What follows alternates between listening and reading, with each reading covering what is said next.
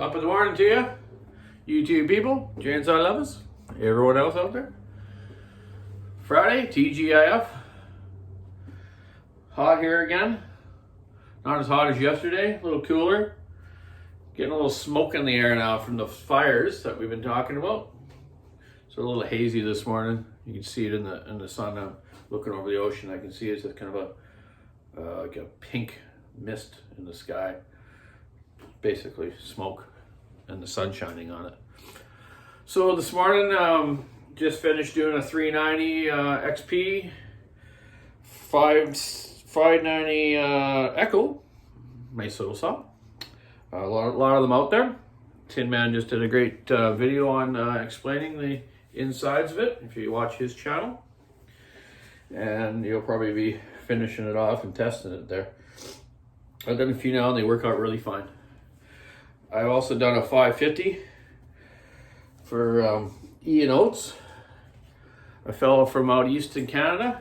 I just finished doing a 372 for his, I think they're friends, this other fellow, Mark Parr. Right on, Mark. 372 a rep, you'll love it. Just finished it off. I think Johnny boxed it up yesterday. I'm gonna go and put Ian Oates' 550 Mark II together today and run it in and get that out to you too. They're a rep, man. What a great little saw. I've been doing lots of them for tree working guys here, for chunking down trees and doing small falling, and a lot of my customers use them for silviculture, where they go in and thin trees and take branches off around hydro lines, you know, danger tree stuff. And they stand up good. I had one in yesterday, a friend of mine that works in the silviculture business. They're doing power line stuff, and he had, I downloaded 550 hours on it. That's a year's work on a little saw like that you're just slamming around in the wood, wing, bing, bing. Like, they're hard on it, man. They're just got to rev wide out with little 16-inch bars, and I'm amazed they actually get a year out of it. I was actually talking to one of his foremans there yesterday, and he was saying, yeah, I buy 2 a year. I basically get two for the year. That does me, you know. So to me, that's not a lot, you know, for a year. $800 a piece on the saws. It's worth it. They're not worth rebuilding. The one that he brought in yesterday, my friend with the 550 Mark II with the hours on it, the crankcase on the starter side was broken all in half, and everything's wore on it. But the compression was still, I was amazed. It still had 150 pounds compression. But, you know, it could do with carbon buildup too, but at least the ring in it stuck, right? Or it wouldn't have that compression. So that's pretty good. You know, he's got a year out of that. You know, a lot of people put down these auto tunes, you know, but, you know, what if it was the old school ones where, you know, those guys don't keep their air filters clean, and these ones compensate for it. But the old ones, the air filter be clogged, dirty. They start screwing the high-speed jet in and they blow the saw up. You know, you can't do that on these. They can still blow them up by a bearing failure in the bottom end, or straight gas. That's really about it. You know, like the 500i still, from what I've been told, has got a bit of a fail-safe where if anything goes wrong with an air leak or anything like that, it'll just go into a limp mode and not run right. So you can't really blow it up. So the only thing that can happen is mechanical failure or straight gas, as we know is the culprit on a lot of stuff, or improperly mixed gas.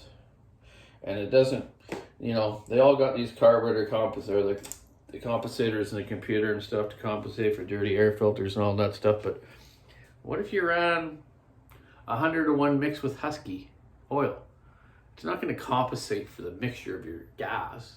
It'll just blow up because it's not enough oil in it. You could use AMSOIL or those stuff that's real 100-to-1 or close to that. It'll work fine, but just remember that. Don't mix that other type of oil that's not made for 100-to-1 to 100-to-1. All the oils are good out there. People ask me all the time, what's your favorite oil? Well, they're all good. There's lots of them are good, but a lot of them are real clean running.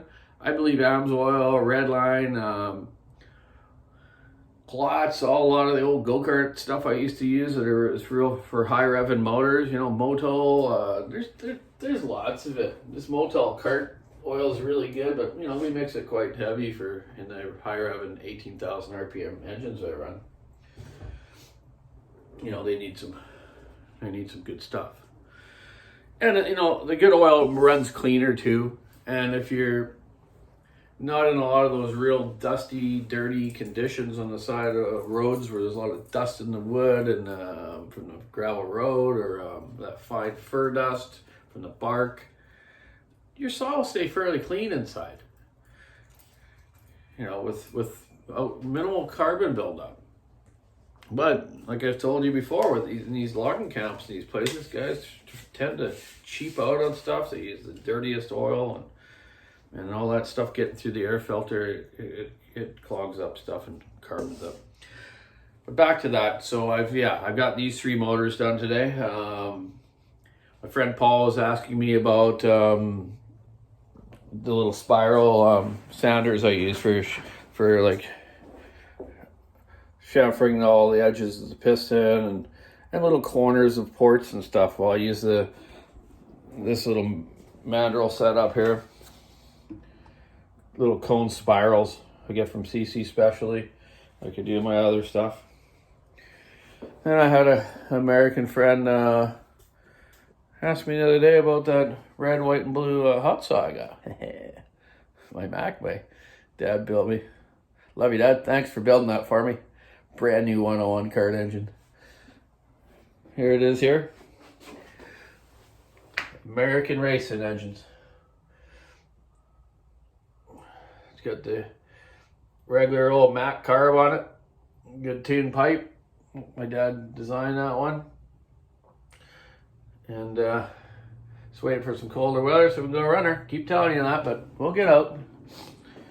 A couple of other my old saws here, bud. 375 Husky. Old 850 Mac. Yeah, I got a few here that I've just kind of kept because I'm going to clean them up and put them in our showroom. So yeah, Friday, I better get these stuff boxed up and get out to the other shop, put them together for you fine folks. My daughter Taylor that I talk about a lot of times, she's doing really well. She didn't want me to tell anyone, but she went on and spoiled herself and got herself a nice little black Jeep, little 2-door sport, whatever you call them, 2010 Jeep, little larger tires on it. She went out and gave my dad a ride last night. He was really happy and proud of her, and so am I. So I'll have to take her for a few drives. Well, she can take me for a few drives up into the bush and where we like to go look at some beautiful nature and stuff, you know. Not heavy 4x though. I don't want to go wreck the thing, but it's, you know, it is a 4-wheel drive, so at least we go out of the off-road somewhere. No rock climbing or rock crawling. Just wreck the thing. It's a girl's Jeep, not a man 4x4 rock crawler, you know. So yeah, that's cool. Right on, Tay. Love you. So yeah, okay. It's Friday. Gotta go get Ian's 550 back together here, and this fellow's 590 Echo, and the 390 for a fellow named Greenwood Enterprises or something. I don't know where he's from. Doesn't matter. Did a good job, and he'll like it. Anyways, so hey, have a good weekend. It's Friday.